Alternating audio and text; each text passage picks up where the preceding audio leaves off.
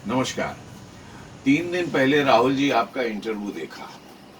उसी दिन मन हुआ था कि आपसे बात की जाए, लेकिन फुर्सत नहीं मिली, तो आज मैं आपसे कुछ बात करना चाहता हूं।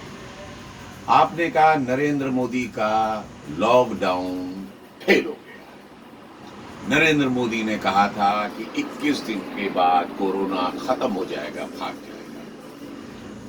राहुल जी, आप 135 साल पुरानी पार्टी के नेता हैं, पूर्व अध्यक्ष हैं। कम से कम कुछ होमवर्क करके आया करिए। कहने से पहले कुछ सोचा करिए। मजाक उड़ता है इन सब बातों से। नरेंद्र मोदी ने कभी ये नहीं कहा था, बल्कि उन्होंने कहा था कि 21 दिन का लॉकडाउन बहुत जरूरी है इस देश के लिए। अगर ये लॉकडाउन 21 दिन का नहीं किया गया तो 21 साल देश पीछे चला जाएगा। जान है तो जहान है, लेकिन उसकी जगह आप गलत बात करके बरगलाना चाहते हो पूरे देश को। दूसरी चीज, आपके भी तो सारे मुख्यमंत्री थे। पंजाब के कैप्टन अमरिंदर सिंह हैं, गहलोत जी हैं, या बघेल साहब हैं, या महाराष्ट्र में आपकी जो गठबंधन की सरकार चल रही है, उन्होंने हर बार ये कहा कि नहीं, हमें तो लॉकडाउन को बढ़ाना है। क्यों नहीं टोका आपने? क्यों नहीं किया ऐसा? क्योंकि आपको सिर्फ कोसना आता है, जिम्मेदारी से भागना आता है। आप तो जिम्मेदारी से ये भी भाग रहे हैं कि महाराष्ट्र में आप कहना चाहते हैं कि वहां पर जो मौतें हो रही हैं, वहां जो कोरोना बढ़ रहा है, उसमें आप कुछ कर नहीं सकते। बहुत अच्छे, 9 मिनिस्टर हैं कांग्रेस के वहां पर, 9। इसके बाद आप कहना चाहते हैं कि हमारा कुछ वहां चलता नहीं। अगर आपकी बात नहीं मानी जाती और आपकी तरीके से नहीं निपटा जा रहा है जिस तरह से आप चाहते हैं, तो क्यों नहीं वापस ले लेते समर्थन? आपके राजीव गांधी की राजीव गांधी ने समर्थन वापस ले लिया था चंद्रशेखर के, केवल इस बात पर कि 2 पुलिस वाले उनके आपके घर के बाहर देखे गए थे। और आप यहां कहना चाहते हैं देश इतनी बड़ी त्रासदी में आप कुछ करना ही नहीं चाहते। राहुल जी, एक जिम्मेदार होने के नाते कुछ राष्ट्र की सेवा करिए। बरगलाइए मत, कंफ्यूज मत कीजिए देश को। क्या करते नरेंद्र मोदी? मार डालते सबको। लॉकडाउन नहीं लगाते तो क्या करते? क्या आपने यहाँ इंफ्रास्ट्रक्चर बना के दिया ऐसा जिसके अंदर सारे लोग अगर बीमार हो जाते तो इलाज हो सकता था? 130 करोड़ के देश में आप सब लोगों ने मिलाकर आज तक 3,593 गवर्नमेंट के हॉस्पिटल और 11,810 प्राइवेट हॉस्पिटल बना के दिए, कुल मिला के 15,000। उसमें से 80-90% हमेशा ऑक्यूपाइड रहते हैं। कहां से लाते इतने बिस्तर? अगर कोरोना पूरी तरह से फैल गया होता?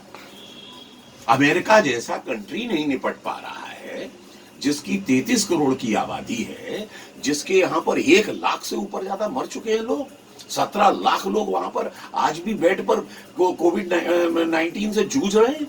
Brazil, Italy, Spain, France, Germany, कोई नहीं निपट पा रहा है। और ये सीमित साधनों वाला देश जिसको आप लोगों ने ऐसा बना के छोड़ा था, वो देश आप उम्मीद कर रहे थे कि ये निपट जाएगा? खत्म करवाना चाहते थे यार। 4,800 लोग केवल इस देश के अंदर अभी तक खत्म हुए और 1,65,000 लोग बीमार हुए। इसको आप लॉकडाउन का कंट्रोल नहीं कहेंगे तो क्या कहेंगे? अगर लॉकडाउन नहीं होता तो क्या ये स्थिति रह पाती? लाशों पर चल रहे होते हम। लेकिन नहीं, आपको राजनीति करनी है, सलूशन नहीं देना है। मजदूर भाग रहे थे आपके महाराष्ट्र से, मजदूर भागे पंजाब से, मजदूर भागे राजस्थान से, मजदूर भागे दिल्ली से। आपने राष्ट्र हित में एक बार भी कहा मजदूर भाइयों जाओ मत, कांग्रेस आपके साथ खड़ी है, आपको सपोर्ट देगी, आपको भोजन देगी, आप रुकिए, राष्ट्र को जरूरत है, फैक्ट्रियों को काम की जरूरत है। कल को आर्थिक स्थिति खराब होगी देश की, कौन जिम्मेदार होगा? आपने एक बार भी कहा होता तो कम से कम समझ में आता कि आप राष्ट्र की चिंता करते हैं। राहुल जी, देश बड़ा होता है, राजनीति तो बाद में भी कर ली जाती है। और मैं आपके पूरे परिवार की बहुत इज्जत करता हूं राहुल जी। इंदिरा गांधी जी का मैं बहुत बड़ा प्रशंसक हूं, आपके पिताजी राजीव गांधी का बहुत बड़ा प्रशंसक, नरसिंह राव जी का बहुत बड़ा प्रशंसक, खानदानी कांग्रेसी। लेकिन आज भी मैं बीजेपी का वर्कर नहीं हूं, ना ही उनका कोई मेंबर हूं। लेकिन इसके बावजूद भी राष्ट्र हित में बात आती है तो नरेंद्र मोदी को मैं वोट देता हूँ, छाती ठोक के देता हूँ और दूंगा जिस दिन तक वो राष्ट्र हित में काम करेंगे। क्या दिया आपने था सन 2014 में जो आप नरेंद्र मोदी से उम्मीद रख रहे हैं कि 7,500 आप हर एक के खाते में डालिए, 10,000 एक मुश्त डालिए, कैसे डाले? आज आपको समझ में आया? 35 करोड़ जो जनधन अकाउंट खोले उसी की बदौलत तो आज उम्मीद कर पा रहे हैं कि नरेंद्र मोदी से कह पा रहे हैं कि आप डालो। उस समय आप मजाक उड़ाते थे, क्या ये अकाउंट खोल दिए। सरकार फिर भी कर रही है। आप लोगों ने तो खोखला करके इस देश को छोड़ा था। आपकी बीज खाद के लिए भी लाइन लगती थी, 4-4 दिन तक लाठियां किसान खाता था, याद है आपको? 80% एरिया के अंदर, हिंदुस्तान के अंदर आधे समय बिजली नहीं आती थी, किसानों को पानी नहीं मिलता था। 9 सिलेंडर दिए जाएं, 12 सिलेंडर दिए जाएं, इसके ऊपर बहसें चला करती थी कि कितना सब्सिडी दी जाए। और यदि आप ये कहना चाहते हैं कि नहीं हमने तो बड़ा खजाना छोड़ा था, तो ऐसा बोलिए ना नरेंद्र मोदी से चिल्ला के, साहब श्वेत पत्र लेके आइए, हमने ये संपदा छोड़ी। खोखला कर दिया था आपने देश को। और आप कहते हैं हमने देश के लिए बहुत कुछ किया। क्या किया? सन 47 में हम आजाद हुए, हमसे 2 साल बाद चाइना आजाद हुआ। आज हमसे 5 गुनी उसकी जो अर्थव्यवस्था है। 15 साल वो हमसे कम पहले से मेट्रो बुलेट ट्रेन बना के ले गया। 25 साल वो हमसे आगे है। और आप हमसे कहते हम पाकिस्तान से आगे, हम नेपाल से आगे, हम इससे आगे। क्या किया आपने?